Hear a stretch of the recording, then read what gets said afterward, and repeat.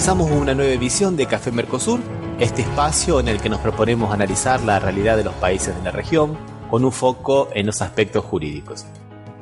Hacemos este programa desde Rosario, Argentina, quien les habla, Osvaldo Di Princio, y de San Pablo, Brasil, Ramiro Cayano Blanco. Este programa se transmite por RCA, radio oficial de Resistiendo con Aguante, y también por la radio Las Voces del Muro. También nos pueden encontrar en www.cafemercosur.com y en las redes sociales, Facebook y Twitter, también como Café Mercosur. Bueno, estamos en un nuevo encuentro de Café Mercosur. Hola Ramiro, hola Osvaldo, ¿cómo les va? Hola Daniela, hola Ramiro, ¿cómo les va? Bueno, estamos arrancando nuevamente. Vamos a empezar hablando un poco de nuestra sección una adentro, ¿no? Una buena noticia de la semana. Y esta semana la buena noticia viene de Argentina también, ¿no? Del caso de Carlos Horacio de Casas, candidato por la Argentina, ¿no? A la Comisión Internacional de Derechos Humanos. Candidato del gobierno, mejor dicho. Sí, es verdad, Waldo. Sí. Y que fue objetado por una junta de expertos, ¿no es verdad, gente? Sí, por algunos antecedentes que tenía, sobre todo haber sido de abogado defensor de un represor como el Enrique Gómez Sá, un jefe de inteligencia del ejército que fue procesado por secuestro y torturas. Entre otras cosas, aparte tenía también algunos escritos que eran medio reñidos, y su origen es del Opus Dei. Sí, ¿no? Inclusive en uno de los escritos dejó bien claro eso, ¿no? Diciendo que exactamente un escrito en el cual él criticaba la despenalización de la figura del desacato, porque decía que de esta manera el Estado se iba a ver impedido de legislar sobre exhibiciones obscenas o denegar la personería jurídica a los gays o prohibir los casamientos y la adopción entre personas del mismo sexo. O sea, es muy puntual en su crítica, ¿no? O sea, es interesante cómo él va focalizando que para él los grandes males serían estos, ¿no? O sea, las exhibiciones obscenas, la personería jurídica a los gays o los casamientos y las adopciones entre personas de un mismo sexo. Entonces, sí, aparte un poco también la defensa que hace es bastante, o sea, extraña, porque afirma que su redacción fue previa a la existencia de los estándares del sistema interamericano de derechos humanos, como si él fuera a cambiar lo que pensara porque el sistema interamericano de derechos humanos dijera una cosa o la otra. O sea, lo que está mal es lo que él expresaba como su propio pensamiento, ¿no? Que eso contradice o no los estándares del sistema interamericano de derechos humanos, me parece. Sí, creo que tenés razón, Osvaldo, en cuanto a eso. Pero otra cosa también que es interesante también colocar aquí, que es un poco un cuestionamiento hacia el propio gobierno que lo postula, es el hecho de que lo han bochado, por decirlo de una manera más ruda, por la escasa producción que ha tenido. Como dicen los especialistas, más allá de 2 o 3 artículos y un manual de derecho penal, no ha tenido mucha actividad dentro del campo de los derechos humanos. ¿Cómo van a postular a un juez para la Corte Interamericana de Derechos Humanos que no ha tenido participación en la lucha por los derechos humanos y tampoco se ha destacado mucho en el caso, en la ciencia jurídica, ¿no? Va a ser un juez. Como abogado parece que tuvo nada más que un par de escritos que se los rechazaron inclusive. Y además viene con, digamos, el gobierno lo impulsa en contra de lo que dijo. El CELS, la Comisión Provincial de la Memoria, por la Memoria, las abuelas de Plaza de Mayo. Abuelas de Plaza de Mayo. Sí, y 100 más, ¿no, Osvaldo? Sí, no, esos son algunos nomás. Y con el único sustento que podía acreditar era por eso te decía que era el candidato del gobierno, que era el gobierno quien lo estaba llevando adelante, con la oposición de todos los organismos justamente de derechos humanos, con la tradición que tiene Argentina, lamentablemente en algunos aspectos, ¿no? Porque la tradición se hizo a través de la violación de los derechos humanos de algunos gobiernos. Bueno, este es otro paso más de lo que significa la política de Macri para los derechos humanos, ¿no? O sea, con lo que ya habíamos dicho, con el hecho de no apelar a algunas sentencias clave para la materia de los derechos humanos, de dejar sin financiamiento algunos organismos claves que estaban haciendo para la búsqueda de la identidad de las personas y el negacionismo, lo pérfido del medio, el discutir los números y todo ese tipo de cosas, ¿no, Osvaldo? Aparte, un poco ese divorcio entre la prédica y la práctica, ¿no te parece, Daniela? O sea, hablar de diálogo y, y justamente negarlo en la práctica, ¿no? Bueno, pero es una buena estrategia de los políticos, decir una cosa y después en un giro, hacer lo contrario. Lo que yo no sé, quién apoyaba a este señor Casas. Supongo que el presidente lo apoyó alguna academia de derecho, era miembro de alguna academia de derecho, no. La verdad que yo no tengo esa información, Daniela. No, no, para nada. Yo Lo la verdad único que no lo conocía, nunca lo leí tampoco. Eso no significa que no, que, pero no es un autor que uno lea, digamos. que se resaltó mucho fueron los antecedentes que ya un poco nombraste vos, Ramiro, de los antecedentes que él había tenido en algunos aspectos que como defender torturadores y todo esto. Por eso no era muy bien recibido por el CEL y por Madre de Plaza de Mayo y por los organismos de derechos humanos. Y en un ejercicio de imaginación, ¿a quién postularías, Ramiro o Osvaldo, para ese cargo? ¿En quién piensan? No, a mí se me ocurriría alguien, no podría decir ninguna persona, ningún nombre concreto, pero por lo menos que a través del currículum o de su trayectoria en defensa de los derechos humanos pudiera acreditar algo en ese sentido, o sea, sin olvidar que, por ejemplo, la Corte Interamericana de Derechos Humanos está integrada en este momento por Zaffaroni, que integró la Corte Suprema de Justicia de la Nación y tiene libros escritos, o sea, cientos de trabajos y libros. Por lo cual, no sé, nadie en particular, pero supongo que después de haber leído lo de Casas, a de Casas seguro que no. Yo no me quiero lavar las manos, la pregunta que hiciste, Daniela, que me pareció excelentísima, ¿no? Porque por ahí criticar es fácil y proponer es más difícil, ¿no? Yo no tengo tanto contacto con los jueces de Argentina, porque estoy viviendo aquí en Brasil, pero lo primero que a mí se me hubiera ocurrido hacer es, por lo menos, consultar a los organismos de derechos humanos para que ellos vayan, de alguna manera, por lo menos proponiendo una terna para poder elegir, ¿no? O tratar de hacer un nombre, buscar un nombre que tenga un poco más de trayectoria dentro de los derechos humanos. Pero sí, lo que pasa es que no sé, a mí se me ocurre que si pensamos en política de gobierno o en política de Estado, si pensamos en política de Estado, lo menos que se puede hacer, aunque después no se lleve a cabo tal cual, así, a pie firme, es consultar a las personas, se me ocurre, ¿no? Consultar. Es muy bueno lo que decís, Ramiro.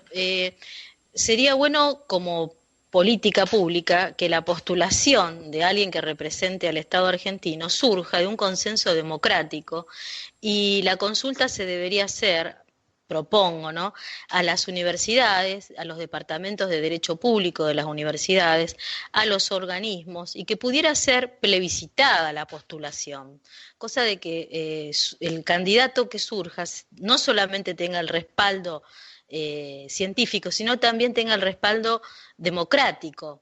Tendría un consenso, digamos, por los dos aspectos que requiere el postulante, no solamente reunir la aptitud de la cuestión intelectual, científica del derecho, sino también del consenso, porque nosotros muchas veces estamos frente a gente que puede publicar un libro hoy, alguien con dinero puede tener libros publicados sin tener ningún tipo de anclaje, digamos, doctrinario. Yo puedo mañana publicar 2 o 3 libros, pero no me los leyó nadie, pero yo los tengo publicados y eso forma parte de mi currículum. No sé si me como este señor me parece, ¿no? Hizo.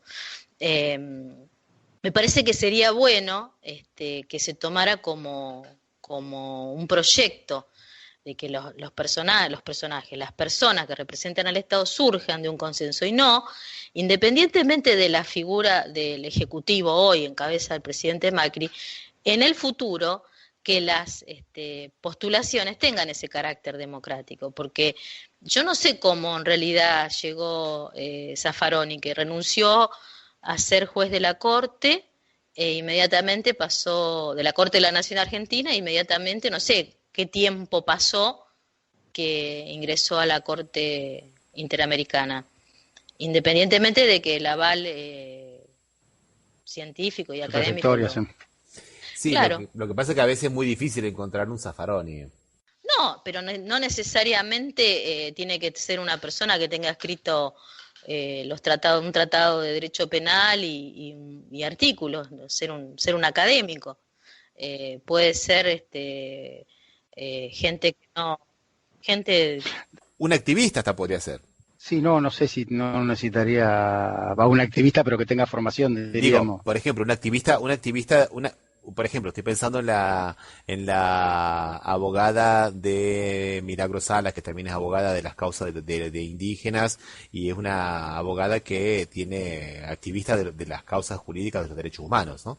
O sea, posiblemente no tenga tantas publicaciones académicas como dice Daniela, pero sí tiene una reconocida trayectoria en defensa de los derechos humanos también, ¿no?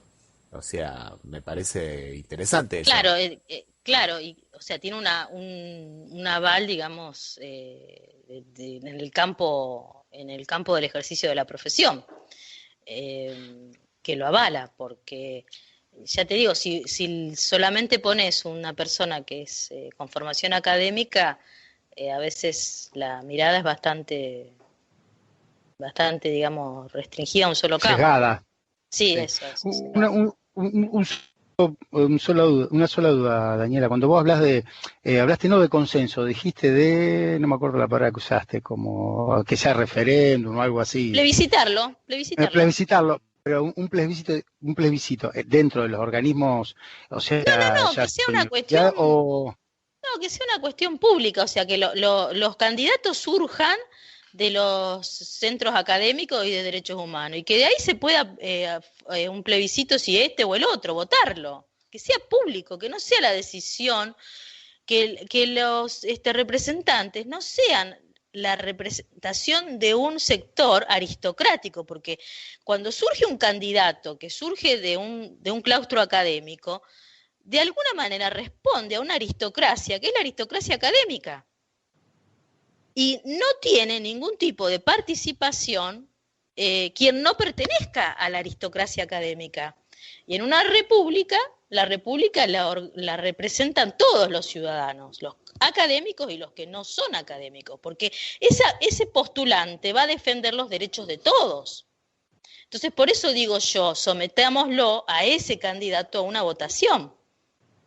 A mí me parece muy bueno lo que estás poniendo, Daniela, porque tenemos que comenzar tenemos que hablar también de algunas cosas interesantes de la academia, pero también tenemos que hablar de las miserias de la academia. Y sabemos muy bien que dentro de la academia, por ejemplo, hay mucha gente que tiene muchas publicaciones simplemente porque tiene nombre o porque de alguna manera ha hecho la carrera como ayudante de cátedra, después como adjunto y después llega a tener una cátedra y con eso tiene digamos, un número variable de alumnos que van a ser más o menos 100 alumnos por semestre. Y significa que posiblemente la industria editorial le publica un manualcito para que sus 100 alumnos compren 100 manuales o por lo menos 70 o 80 manuales por semestre, que no es nada no es una cifra deleznable para publicaciones científicas, y así sabemos muy bien que algunos le ponen algunas cositas en sus manuales que son las preguntitas clave que él va a preguntar en la prueba, y todo el mundo va a comprar el manual porque sabe que si no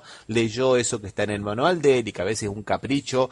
Por ejemplo, yo me acuerdo cuando estudiábamos Derecho Político con Natales, ¿se acuerdan? ¿No? Si uno no sabía quién era Savonarola, lo bochaban, ¿se acuerdan? ¿No? Podía saber toda la teoría política, que si no sabía quién había sido Savonarola, lo bochaban. Y era porque él lo tenía, porque a él le gustaba y había puesto media carilla en el manualcito de él y bueno, y así vendía libros, ¿eh o no es? Sí, tal cual. Pero Sí, también sí, yo había no, uno no, que no me también había uno que no dejaba que fotocopiaran su libro en la facultad. Me acuerdo, perfecto, perfecto me acuerdo. No se podía fotocopiar el librito dentro de la facultad porque igual una ilustre profesora nuestra, no la voy a nombrar, pero ilustrísima del campo del derecho civil, este, del civil de la parte, a ver cómo digo, ¿De contratos? del que está. Es decir, no, no las obligaciones, No, no, no los obligaciones no. reales. No, No, pues no no las real. obligaciones, los reales, ni parte general, ni sucesiones, ni Bueno, familia. Eso. claro, hasta hace un año o dos atrás, planteó de que no se podía fotocopiar un material del posgrado porque estaban los derechos intelectuales. Entonces yo le dije, si hubiera pensado eso el tipo que hizo la Sabina, hoy estaríamos todos. Claro, no, me salté como leche hervida, ¿viste? No me pude quedar callada porque digo, realmente el egoísmo y la miserabilidad humana, la máxima expresión. Menos mal que no inventaste la Sabina, ¿viste? Porque si no, no sé, estamos todos muertos. Bueno, gente, vamos a hacer nuestra primera pausa musical y vamos a escuchar una canción que nos propone Daniela. ¿De quién es la canción, Daniela? De la cumbia queers. Exactamente. Y que se Cumbia llama... queers. Ujú. Daniela se llama justamente. Bueno, la escuchemos entonces, vamos.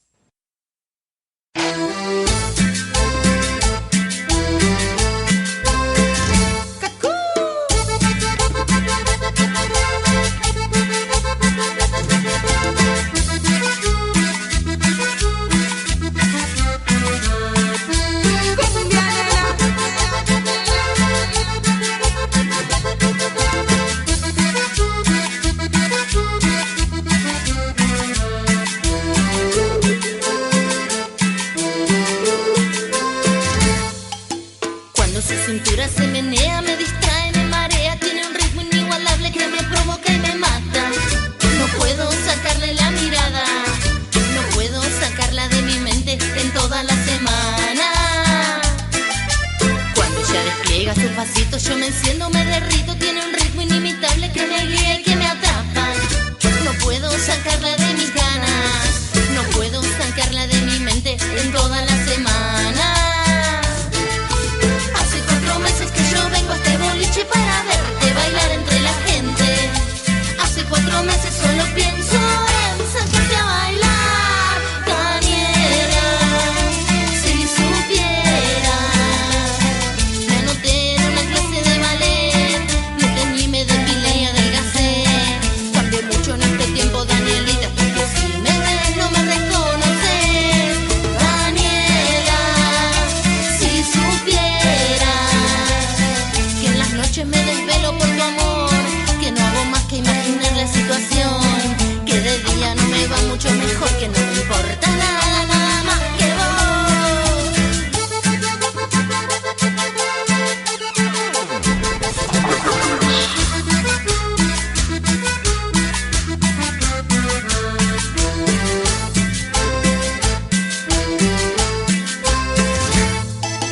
Pienso en acercarme y me congelo, me da miedo, yo no sé cómo explicarte.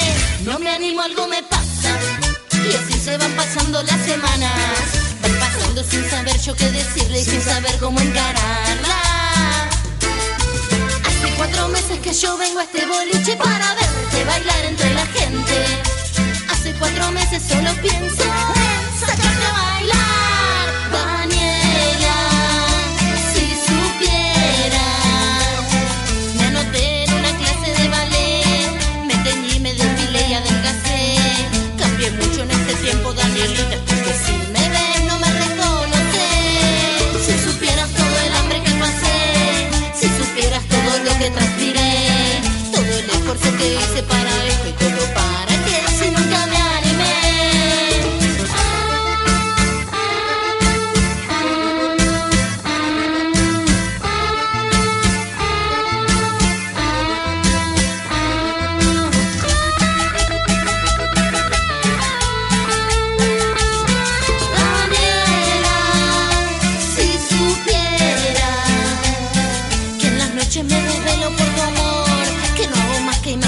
la situación.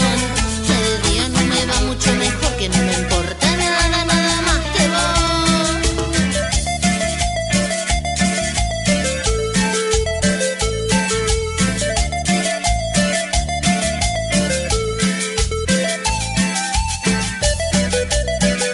Y como nunca supe tu nombre, te llamo, pero podría llamarte o Laura o Lucía, o Sol o Luna, o Steffi o Martina, o Gladys o Gilda, Dalma o Janina, mi amor, mi vida, Gisela, Karina, Claudia, Cecilia, Victoria, Anita, o Norma, Rosana, Viviana, Fernanda, Julieta, Patricia, Samantha, Natalia, Luna, mi vida.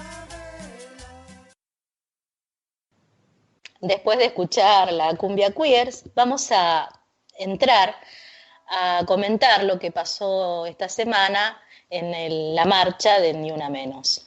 La convocatoria de Ni Una Menos surge como expresión del cansancio que tienen las mujeres de ser víctimas de violencias, pero en la convocatoria se conjugan un montón de otras expresiones que tienen que ver con el género, no solamente con el reclamo del Ni Una Menos, no solamente abarca basta de homicidios a las mujeres, sino hacen otro tipo de reclamos, convocan a muchos colectivos en donde se pudo ver en la marcha colectivos LGTBIQ, que ahora vamos a pasar a expresar, a ver qué ustedes chicos saben lo que significan. Más o menos, Daniela, ¿por qué no nos explicas bien? O sea, Bueno, generalmente vamos a precisar, dice que cuando hablamos de género se parecería como que es sinónimo de mujeres. En la mayoría de los últimos años se tomó como una equivalente de género a mujer. Sin embargo, esto no surge en su origen, no es esta la expresión concreta, sino que se utilizó la palabra género para despegarse en ciencias sociales de los que eran los reclamos de la política feminista. Es buscar la legitimidad académica de las feministas en los años 80. Entonces, género,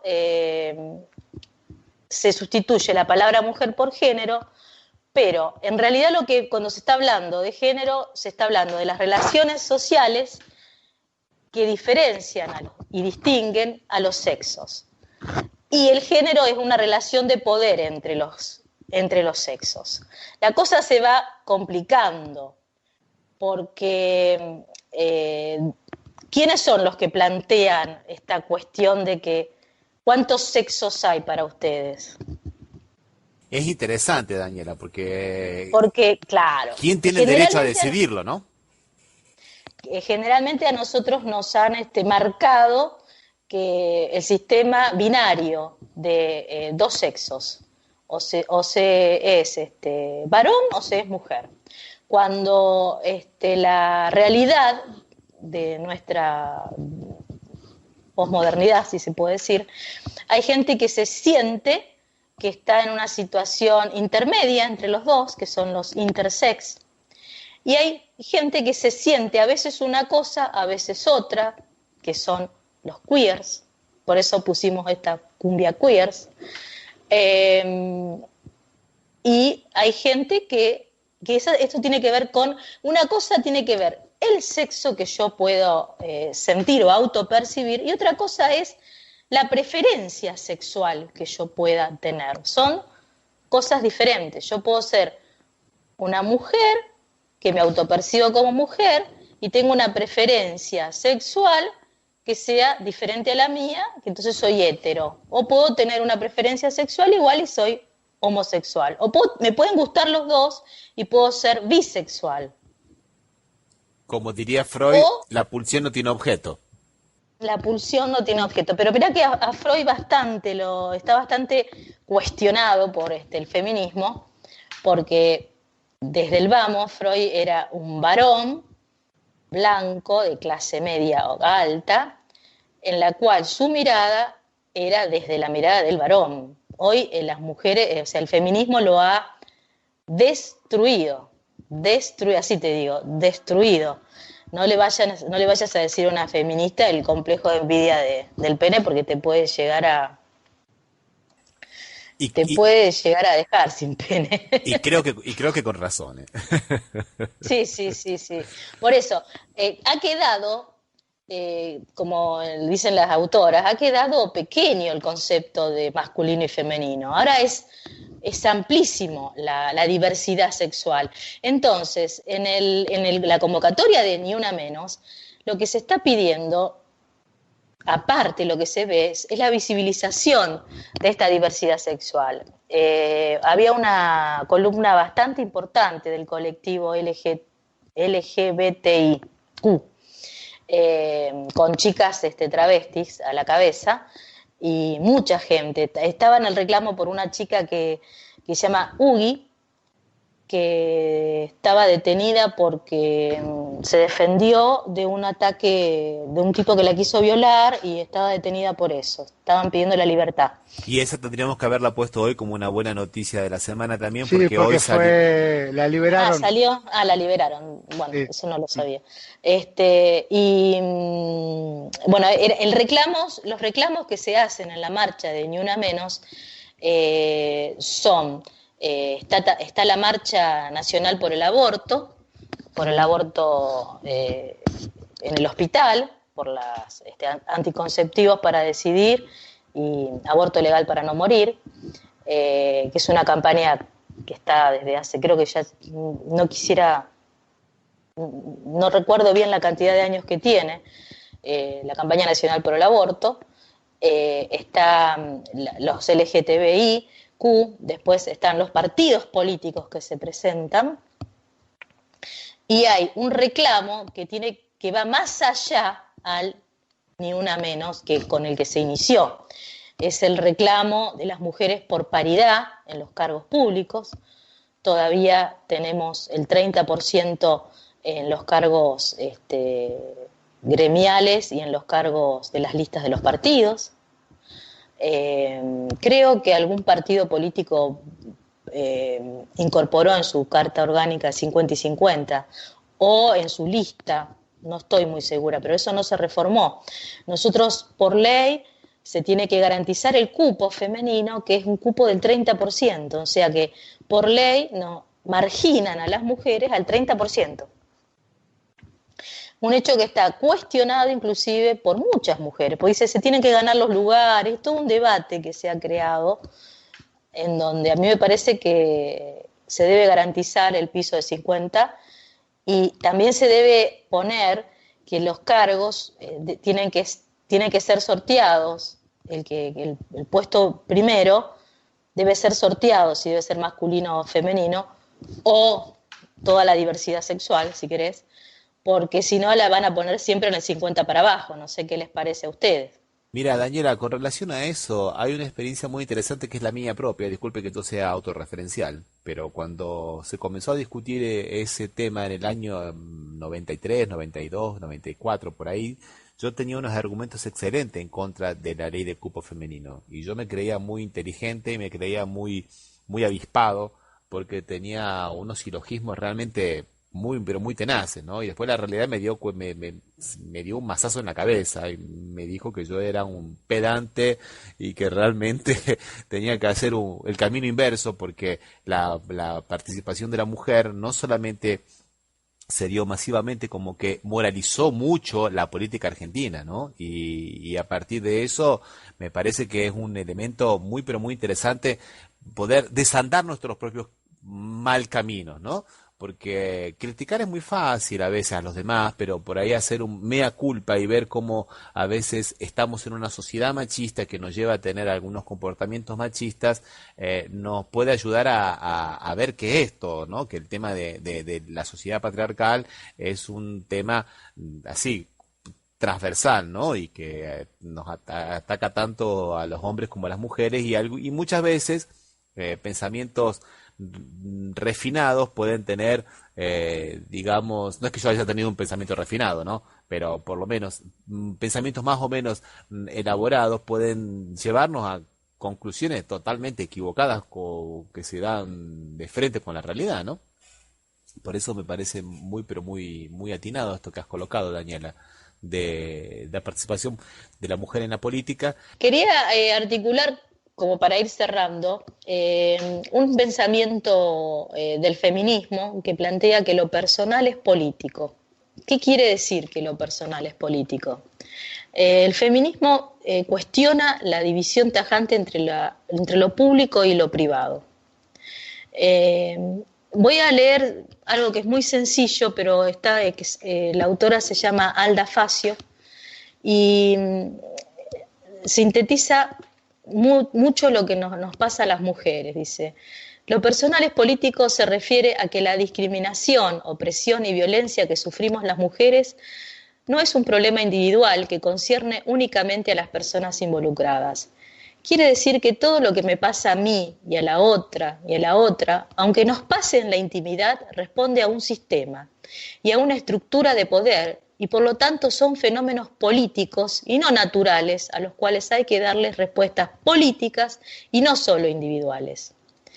Así dice: si yo me someto a la violencia y no denuncio y no la critico, estoy comportándome no solo como lo espera y desea la política patriarcal, sino que esa es la respuesta para la cual todo el aparato estatal está estructurado. Si yo no me someto, denuncio y me organizo contra esa violencia, estoy poniendo de manifiesto que el aparato estatal, al no poder darme respuesta, no es capaz de defender mis derechos humanos, ni los de cada individuo que se encuentre en mi posición. Esto entonces va a obligar al Estado a buscar otra respuesta. De lo contrario, dice, el Estado perderá credibilidad. Este hecho es político. El hecho de que a una mujer en su casa su pareja le esté pegando, hasta hace muy poco se consideraba que era una cuestión privada. El Estado no se podía meter. El hecho que las mujeres llamen y pidan auxilio del Estado para proteger su vida y que el Estado responda, el Estado está asumiendo su obligación de respetar y garantizar la vida de las mujeres, que es un derecho humano a la vida y a vivir una vida sin violencia. Cuando el Estado, en el caso María Peña, Ramiro, ¿cuántas denuncias tenía María Peña, te acordás? Muchísimas, Daniela, muchísimas. Eran años. Como 13 más o menos. Sí, más ¿cierto? o menos. Sí. No respondía, no era una cuestión personal de ella, era una cuestión que pasó a ser político. Por eso las feministas dicen, lo personal es político, que una mujer en una situación de vulnerabilidad esté en la calle, no es una cuestión personal de su propia desgracia individual, está inmersa dentro de todo un sistema que la ha colocado en esa situación. Y es a partir de tomar conciencia de esta situación, se pueden revertir. Las mujeres salen a la calle a pedir ni una menos, no solamente ni una menos, a pedir por la igualdad y la paridad que se está construyendo, ¿no es cierto?, con el andar. No sé qué les parece. Yo concuerdo perfectamente, Daniela, yo concuerdo perfectamente e inclusive hasta podría exagerar un poco la cosa viendo digamos, el microcosmos de la banalidad. Por ejemplo, no sé, a ver, me explico, Daniela. Cuando, por ejemplo, viene un adolescente y le dice, mamá, ¿qué hay de comer? Y la madre Le dice, bueno, hay tal cosa, no, que hay de comer, no, nene, ya tenés 19 años, que hay de comer lo que te sepas hacer. Sí, Yo, acá la autora dice, por ejemplo, dice, ¿qué es lo que hace que las mujeres estén en una situación, qué es lo que hace, que contribuye a la opresión de las mujeres? Dice, que las mujeres han sido objeto de transacción como esclavas, siervas y prostitutas, pero también simplemente como mujeres, dice. ¿Los hombres han sido sujetos sexuales intercambiadores, e intercambiables? A las mujeres se las regalaba durante la mayor parte de la historia humana.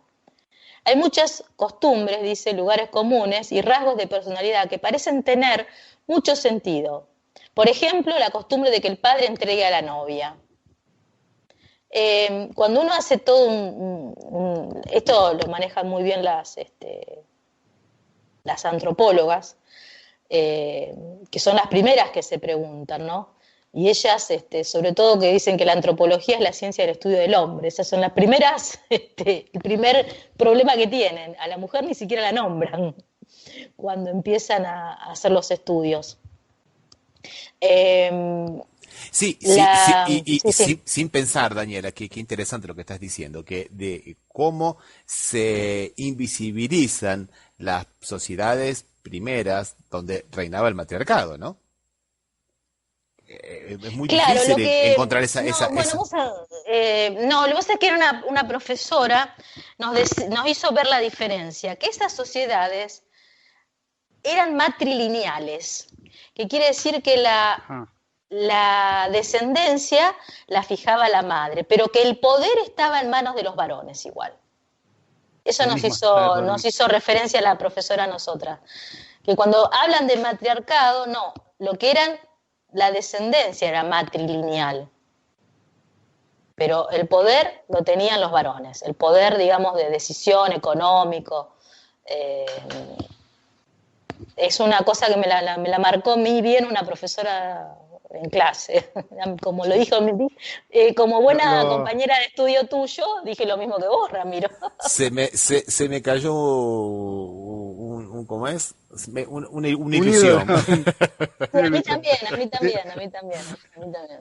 de todas maneras, o sea, se ve que está tan, los escuchaba, luego está tan encarnado en la sociedad o en la gente el tema de esta diferencia que con todo lo positivo que parecía la ley del 70 y 30, que no establece orden de prelación, o sea, solamente tiene que ser el por ciento de mujeres, o sea, lo que institucionaliza que el 70% sean hombres, es que justamente institucionaliza la diferencia. Ya queda Claro, como establecida que esa es la diferencia, o sea, con lo bueno que parece, sin embargo, está como remarcando la diferencia, ¿no? por supuesto. En ese momento muchos dijeron, bueno, garantiza algo. No, no, al Claro, contrario, no, no, que está bien, sí, que queda institucionalizado, queda patentizado la diferencia, que la puede llegar hasta el opresión, 30%. No jodan, el claro. 30%, dice la ley. Sí, sí, sí, sí, está. Fíjate No que, estableciendo, lo que vos decís es cierto, no establece el orden, por lo cual, generalmente, en los sindicatos, así, las somos muchas de vocales, bueno, y no ahora, dándole tan... claro, ahora Barabel, en un gremio mayoritariamente de mujeres, que son las que trabajan, las maestras, la representa un varón. Ah, pero ahora se cuidaron un poquito y pusieron 2 secretarias mujeres. Yo le mandé un Twitter. Diciéndole, Eh, claro, sí, vos defendéis, claro.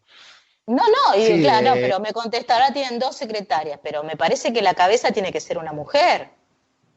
Si es un gremio mayoritariamente de mujeres que trabajan, sí, porque justamente yo, el argumento para limitar el cupo, a veces no se da la cantidad de mujeres dentro de los afiliados cotizantes, diríamos, entonces por eso no se puede respetar, que es una de las normas que tiene la ley, ¿no? sí, sí, sí, sí, sí. Eso, En el por caso de ejemplo, las docentes, clarísimo, que son todas, que la mayoría son mujeres las docentes. pero claro, Gente, claro, les propongo que hagamos una sí, pequeña pausita musical y después seguimos con este sí, sí, tema que sí, está interesantísimo, ¿Qué les parece? sí, Sí, sí. dale. Vamos a escuchar entonces ahora otra canción de Las Taradas, que se llama, también propuesta por Daniela, que se llama Que no, que no.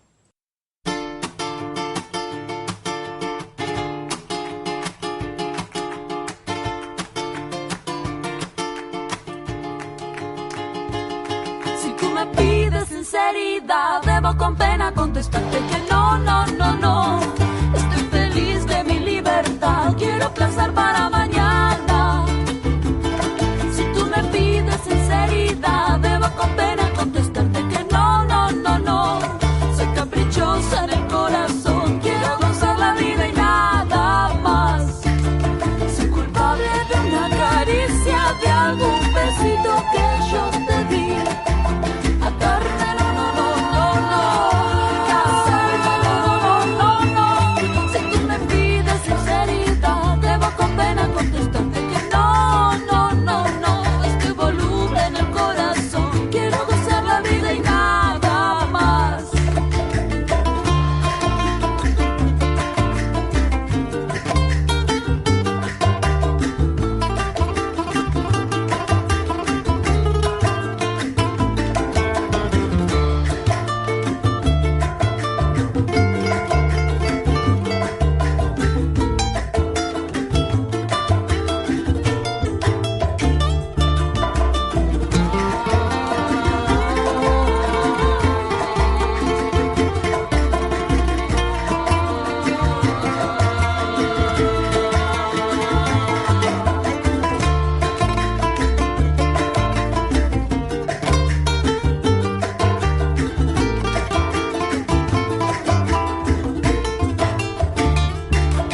Soy culpable de una caricia, de algún besito que yo te di. Atarme, no, no, no, no, no. Casarme, no, no, no, no, no. Sí, soy culpable de una caricia, de algún besito que yo te di. Atarme, no, no, no, no, no. Casarme, no, no, no, no, no.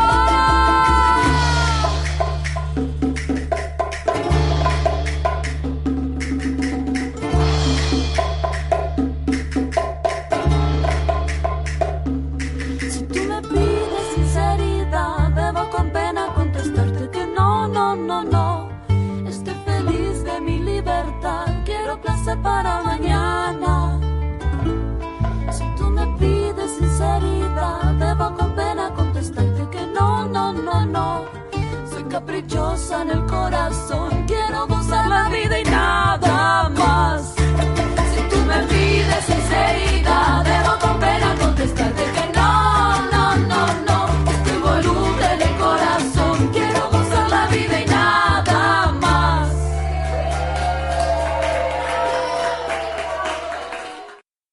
Bueno, Daniela, después de la música, nos gustaría si nos podés contar un poco cómo fue la marcha Ni Una Menos en Rosario, ya que vos, según tengo entendido, participaste. Sí, la marcha tuvo una convocatoria importante, si bien no muy masiva. Estaba encabezada por las convocantes y después cada partido político estaba detrás de sus banderas. ¿Fue menor participación que la anterior, Sí, Daniela? ¿Sí? yo creo que sí. Salió de la plaza, ¿cómo se llama la plaza donde está el centro cultural? La que está en calle San Martín y San Luis. Ah, la que era la plaza, Sí. ahora se llama Fontana Rosa, creo. Bueno, El Centro Cultural Fontana Rosa, ¿no es? sí, bueno, salimos de ahí, hicimos como una S, y terminamos en el Parque España, en la escalinata. Había un escenario que lo dispuso toda la Municipalidad de Rosario, muy bien organizado. Todo lo que tenga que ver con con lo que pudo facilitar el Estado municipal estuvo muy bien garantizado. Hubo espectáculos, se leyó documentos, muchísima gente joven, muy joven, algunos centros de estudiantes, muchos varones, muchos partidos políticos que cantaban sus consignas propias, que no tenían nada que ver con la marcha, digamos, con el petitorio, y se leyó el petitorio al final, y después a mí me pareció muy interesante, me impactó, en lo personal me impactó una señora. La corriente clasista y combativa llevó muchísima gente, fue muy nutrida, y una señora muy humilde que tenía un cartel que decía mujer y cartonera. Ujú. Por eso decía que la marcha de Ni Una Menos se expande para todos los reclamos que tienen las mujeres, no solamente, además de, porque cuando ya están muertas es el último escalón de todas las violaciones a los derechos humanos que vienen padeciendo. Y mucha gente decía, ¿para qué sirve hacer la marcha? Esa fue un debate que hubo. A pesar de las marchas, los femicidios siguen. Y a mí me parece que es muy importante porque ninguna mujer sale o vuelve a su casa igual después de haber caminado y transitado por las calles junto a otras mujeres reclamando por sus derechos. Ninguna mujer vuelve igual. Las feministas dicen mujer que lucha no vuelve a la cucha, que es al lugar donde nos asignaron la Revolución Francesa, ¿no? Nos mandó al hogar y los hombres a la política. Así que me parece muy, muy interesante y muy importante el hecho de la marcha en sí. Independientemente de que las consecuencias, los efectos los vamos a ver mucho más adelante, ¿no? A mí me parece muy interesante, Daniela, lo que estás colocando y quería destacar ahí dos cosas. Primero me impactó mucho esa imagen que trajiste, ¿no? La mujer con el cartel diciendo mujer y cartonera. Y me gustó porque en realidad muchas de las cosas que padecen las mujeres no son estrictamente de mujeres, pero las mujeres las padecen de una forma muy especial. La miseria en el campo, las mujeres la padecen mucho, pero mucho más, porque las mujeres también son madres y el sufrimiento de no tener cómo darle una vida digna a los hijos, también los padres lo sufren, pero las mujeres lo sufren mucho más. Entonces hay ciertas cosas que realmente no es, creo, una perspectiva sensiblera, pero me parece que se ve desde otra forma totalmente diferente. Por eso que muchas veces las mujeres tienen algunas actitudes que los hombres no tenemos, sinceramente. La mujer se arremanga y va a limpiar casa si tiene que ir a limpiar casa, si está preparada para un cargo y no consigue ese trabajo, no tiene ningún problema, hace uno mucho inferior, por un salario mucho inferior, baja la cabeza y sale y lucha. Lamentablemente estamos en un mundo que les exige a las mujeres eso, ¿no? Y también me gustaría poner otra cosa más, Daniela, que tiene que ver con lo que vos también acabás de decir, ¿no? De la Revolución Francesa y que la construcción de la mujer dentro de la casa y hasta inclusive de la maternidad es una construcción situada, Sí. y que es fruto de un determinado cambio social. Es fruto específicamente de la primera revolución industrial que necesitaba que el hombre Sí, saliera del campo y estuviera 16 horas encerrado en una fábrica y tuviera la tranquilidad de que sus hijos lo iba a estar cuidando la mujer. Porque antiguamente las clases altas, las burguesías, no cuidaba a sus hijos, los cuidaban las hayas. No, claro, estaban. Sí, los lactarios tenían las que iban a darle de mamar y todo. Y los Estaba siervos mal de la, visto amamantar. Claro, y los siervos de la gleba trabajaban la tierra en conjunto, aparte de los chicos trabajaban la tierra con los padres, con la madre, y era eso. Después viene la revolución industrial donde el hombre es confinado 16 horas en una fábrica, tiene que pasar 100 años para que se reduzca a 12 y a 8, y la mujer tiene que hacerse cargo de la crianza de los hijos. O sea, ese papel que se le ha dado a la mujer de ser la madre, la cuidadora de los hijos, es un papel heteroasignado. Fue la sociedad Sí, industrial y que lo de necesitó. subordinación también. Y de subordinación. Porque es un Exactamente. trabajo que está totalmente desvalorizado, desprestigiado, no tiene salario y la somete a la mujer a estar subordinado al marido, al varón. O sea, que es la más pobre de los pobres, de alguna manera, ¿no? Y eso, si pensamos que ahora, que está cambiando bastante porque la sociedad postmoderna, digamos, necesita a la mujer en el mercado de trabajo, lo cual significa una doble carga de trabajo porque trabaja Sí, algunos afuera. hablan, algunas las feministas hablan de la doble jornada o de la triple jornada, donde dice que ahora la mujer llega a la casa y empieza su trabajo que es en la casa. Esa es la doble jornada, trabajo en el hogar, que el varón no lo hace.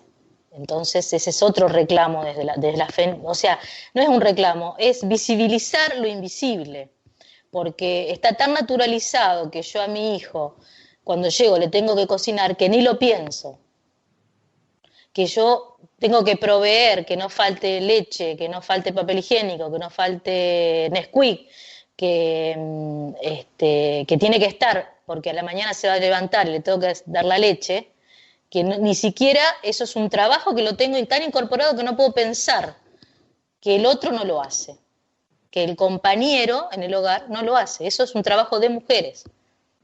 Y eso es una carga que tienen las mujeres, invisibilizada, que las oprime de alguna manera, les resta tiempo. Hay hecho un estudio de cuánto tiempo libre tienen los varones en relación a las mujeres cuando trabajan los dos. Y realmente, Ramiro, te llamaría mucho la atención ver los resultados.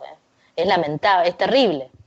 La opresión que viven las mujeres es muy fuerte, tiene que ver con toda una construcción cultural, desde hacer las compras, pagar los impuestos, limpiar la casa. ¿Qué varón limpia el baño en su domicilio? Sí, sí, es verdad, Daniel, es verdad. Por eso que has colocado estas cosas de esta manera, la frase que has dicho, mujer que lucha no vuelve a la cucha, A la cucha. claro, tiene una dimensión, pero mucho más especial y más fuerte. No importa si en este momento no se consiguen ver resultados tangibles, concretos, así en un porcentaje. Bueno, hay 10% menos de femicidio. Lo importante es que las mujeres en este momento puedan ellas mismas juntarse y repensar todo esto y colocar todas estas cuestiones sobre el tapete para eso, para problematizarlas, ¿no? Entonces me parece fantástico, Daniela. No sé qué opinas, Osvaldo, que te tenemos muy callado. No, no sé, sí. Sí, no, estaba escuchando atentamente. No, no, realmente es muy, es una manera de ver distinta y que yo creo que va evolucionando la sociedad a este tipo de cuestiones que lo que antes parecía que era impensado cuando nosotros éramos chicos, que no, que ya hace un tiempo había cosas que la mujer parecía que estaba siempre en la casa, que era muy raro verla siempre a las que trabajaban, que era muy poco, y que esa diferencia de que uno pensaba que la mujer gana menos haciendo más cosas, no se veía tan claramente como se ve ahora, si bien antes era igual o peor que ahora. Recién ahora se está visibilizando. Y eso creo que es obra de todos estos movimientos, todas estas cuestiones que están haciendo, las mujeres reuniéndose. Bueno, gente, para variar se nos ha terminado el tiempo, nos han quedado muchísimas cosas en el tintero. Vamos a despedirnos ahora con una canción, pero antes de eso me gustaría recordar que este programa se escucha en la radio RCA, Radio Oficial de Resistiendo con Aguante, y en las Voces del Muro. Y en las redes sociales como Café Mercosur, Twitter y Facebook. Y que nos pueden escribir también al correo electrónico contacto@cafemercosur.com. Y nos despedimos hasta la próxima con una cantante brasilera que se llama Piti y que tiene una canción muy interesante que se llama Desconstruyendo Amelia, Desconstruyendo Amelia. Amelia es un samba muy tradicional aquí que compara, donde un hombre compara a la actual esposa que supuestamente le gustan los lujos y la compara con la anterior que se llamaba Amelia y que Amelia supuestamente era la figura de la mártir, ¿eh? Que decía que pasaba hambre al lado de él y que le parecía lindo no tener que comer y bueno, todo así. Amelia, la anterior era la mujer fantástica porque sufría mucho y sufría con una sonrisa y la actual no, la actual quiere riqueza, ¿no? Entonces esta Piti hace una canción muy interesante que se llama Desconstruyendo Amelia y creo que va a ser muy bueno para cerrar esto que estábamos hablando. Bueno, Buen vamos a cierre. escucharla. Hasta la próxima, gente. Un abrazo. Hasta la próxima.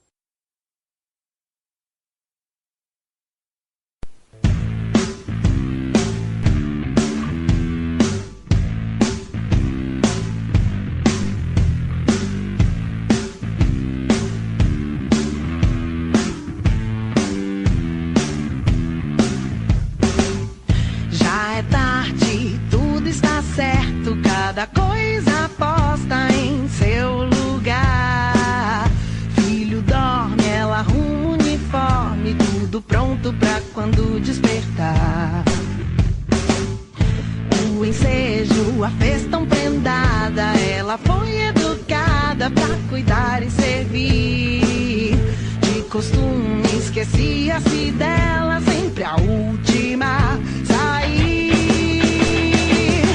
Disfarça e segue em frente todo dia até cansar. E eis que de repente ela resolve então mudar. E a mesa assume o jogo, faz questão de se cuidar. Nem serva, nem objeto, já não quer ser um outro. Hoje ela é um também.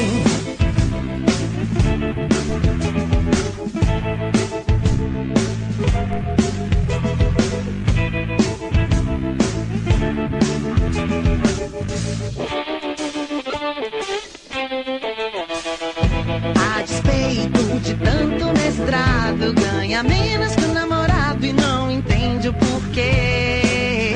Tem talento de equilibrista, ela é muita se você quer saber. Hoje aos 30 é melhor que aos 18.